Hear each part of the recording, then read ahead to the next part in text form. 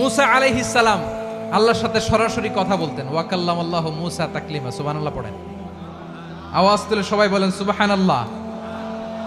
এখন বনি ইসরাইল হচ্ছে পৃথিবীর সবচেয়ে গোয়ার জাতি। তারা বলে, মুসা তুমি যে আল্লাহর সাথে কথা বলো আমরা তো দেখি না, তুমি যে কথা বলো আমরা তো শুনি না, তো কি করতে হবে? বনি ইসরাইল বলে, আমাদের মধ্য থেকে 70 জন নিয়ে যাইতে হবে তুর পাহাড়ে। ওরা আয়েশা যদি কয় হয় আমরা শুনছি, তাহলে বিশ্বাস করব। কত বড় ডাকাত দেখছেন বনি ইসরাইল। এদের চেয়ে গোয়ার জাতি নাই। এত গোয়ার তুমি করেছে মুসা আলাইহিস সালামের সাথে। তুমি যে আল্লাহর সাথে কথা বলে আমরা তো দেখি, কি করব? 70 জন আমাদের বন্ধু বান্ধব যে যদি দেখে, তারা বললে ওকে আস, 70 জন আস। 70 জন নিয়ে গেল। মুসা আলাইহিস সালাম হারুন আলাইহিস সালামকে খেলাফা দিয়ে গেলেন, আল্লাহ ওনাকে নবী বানালেন। মুসা আলাইহিস সালাম বললেন, হারুন খবরদার, বনি ইসরাইলের মধ্যে তাওহীদের বাণী প্রচার করবা, ঐক্য ধরে রাখবা, বিচ্ছিন্ন হতে দিবা না। চলে গেছে। এইদিকে বনি ইসরাইলের এক দুষ্ট লোক ছিল, নাম সামিরি। কি নাম? সামিরি। সে সবাইরে বলল, তোমাদের স্বর্ণগুলো ফালাও। স্বর্ণগুলো ফেললো। বনি ইসরাইলের স্বর্ণগুলোকে গলিয়ে সে একটা গরুর বাচ্চা বানালো। গোবৎস। কিসের বাচ্চা? দেখেন গরুর পূজা কিভাবে শুরু হয় পৃথিবীতে প্রথম। গোবৎস পূজা, গরুর বাচ্চার পূজা কিভাবে। সে স্বর্ণ গলি গরুর বাচ্চা করে, জিবরাইল আলাইহিস সালাম যে জমিনে এসেছিলেন, ওই ফেরেশতার পায়ের নিচের একটু মাটি সে বুদ্ধি করে প্যাকেটে রেখে দিছিল। সে গরুর বাচ্চা বানায় স্বর্ণ দিয়ে গলিয়ে ওই মাটি এটার মধ্যে ঢুকাই দিছে ভেলকি দেওয়ার জন্য। স্বর্ণ দিয়ে বানানো গোবৎস গরুর বাচ্চার গায়ে যখন সেই মাটি ছুঁড়ে দেয়া হলো, এখন বাছুরের ভেতর থেকে ভ্যাঁ ভ্যাঁ আওয়াজ আসতেছে। কি আসতেছে? সবাই তো অবাক। সামিরি বলে, আরে তোমরা যে 70 জন দিয়ে মুসা আলাইহিস সালামরে পাঠাইছো ওইদিকে, এত ঘুরতেছে, আল্লাহরে খুঁজে পায় না, আল্লাহ তো এটার ভিতরে ঢুকছে। নাউজুবিল্লাহ বলবেন না? তোমরা যে 70 জন দিয়ে পাঠাইলা, 70 জন নিয়ে মুসা আলাইহিস সালাম খালি ঘুরতেছে, আল্লাহরে পায় না।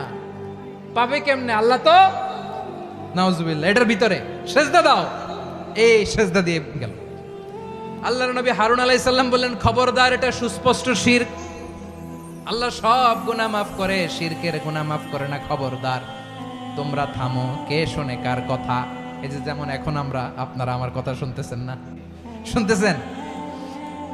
হারুন আলাইহিস সালাম বললেন, খবরদার, এই শিরকি কাজে তোমরা সংযুক্ত হয়ো না। তোমাদেরকে কি মনে নাই আমার ভাই মুসা আলাইহিস সালাম কি বলছে? আল্লাহ শিরক মাফ করে না। খবরদার, শিরক করো না, আল্লাহরে ভয় করো।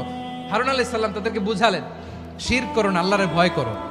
শুধু এতটুকুই তিনি বুঝালেন, দাওয়াতি কাজ পালন করলেন, কিন্তু প্রতিরোধ করেন নাই, সশস্ত্র সংগ্রামে লিপ্ত হন নাই, বাধা দেন নাই। কারণ গৃহযুদ্ধ বেঁধে যেতে পারে। উনি ভাবলেন, আমি যদি আমার বাহিনী নিয়ে দাওয়াত দেওয়ার সাথে সাথে প্রতিরোধ করি, আক্রমণ করি, ওরাও আমারে আক্রমণ করবে, ব্লাডশিড হবে, রক্তপাত। এমন অবস্থা হবে বনি ইসরাইলের মধ্যে, যেটা হয়তো আমার ভাই মুসাও কন্ট্রোল করতে পারবে না। সুবহানাল্লাহ কইবেন না? এক একজন নবীকে আল্লাহ তাআলা কি ইন্টেলেক্ট দিয়ে পাঠিয়েছেন। তিনি ভাবলেন, আমি দাওয়াতি কাজটাই করি, এটা যে হারাম এটা থেকে শুধু বারণ করি, কিন্তু প্রতিরোধ না করি। আমি যদি ঐক্য ধরে রাখতে পারি, বাকিটা আমার ভাই সামলে নেবে। সুবহানাল্লাহ।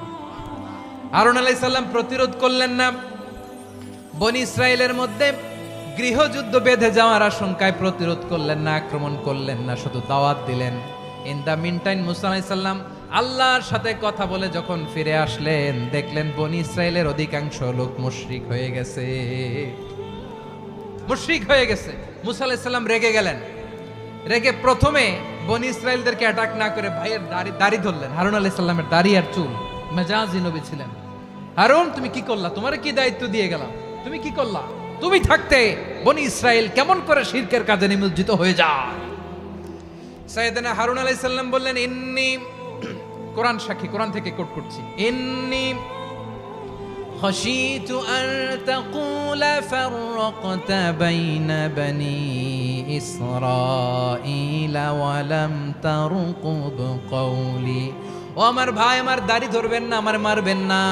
আমি ভয় করেছি, আমি ভয় পেয়েছি, না জানি আপনি বলেন তুমি কেন খাশিতু আন তাকুলা ফাররাকতা বাইনা বনি ইসরাঈল। আপনি এসে আমারে যদি বলেন তুমি কেন ঐক্য ধরে রাখলে না, কেন মারামারি হলো, কেন রক্তপাত হলো? তোমার কি এই দায়িত্ব আমি দিয়ে দিয়েছিলাম? আমার কথার দিকে কি তুমি ভ্রুক্ষেপ করো নাই? আমি যে বলছি তাওহীদের বাণী প্রচার করবা আর ঐক্য ধরে রাখবা, আমার কথা কি শোনো নাই? আপনি আমারে ধমকাবেন, এই জন্য আমি প্রতিরোধ করি নাই, আক্রমণ করি নাই, গৃহযুদ্ধ আটকানোর জন্য কিন্তু আমি দাওয়াত দিয়েছি। সুবহানাল্লাহ পড়েন। ঐক্য ধরে রেখেছেন। মুসা আলাইহিস সালাম মুহূর্তেই সামিরীকে আক্রমণ করলেন, অ্যাটাক করলেন, শাস্তি দিলেন। মুহূর্তেই ওই গোবৎস গরুর বাছুরকে ভেঙে চুড়ে মেসাকার করে সাগরের মধ্যে ভাসিয়ে দিলেন। পুরো বনি ইসরায়েলকে আবার তাওহীদের উপর প্রতিষ্ঠিত করলেন। পড়েন সুবহানাল্লাহ। এই ঘটনা থেকে শিক্ষা কি? শিক্ষা হচ্ছে আপনি শিরকের আড্ডাখানা দেখলেও বৃহৎ স্বার্থে তাওহীদের দাওয়াত দিবেন, প্রয়োজনে আপনি ঐক্য নষ্ট করবেন না। সুবহানাল্লাহ পড়বেন না?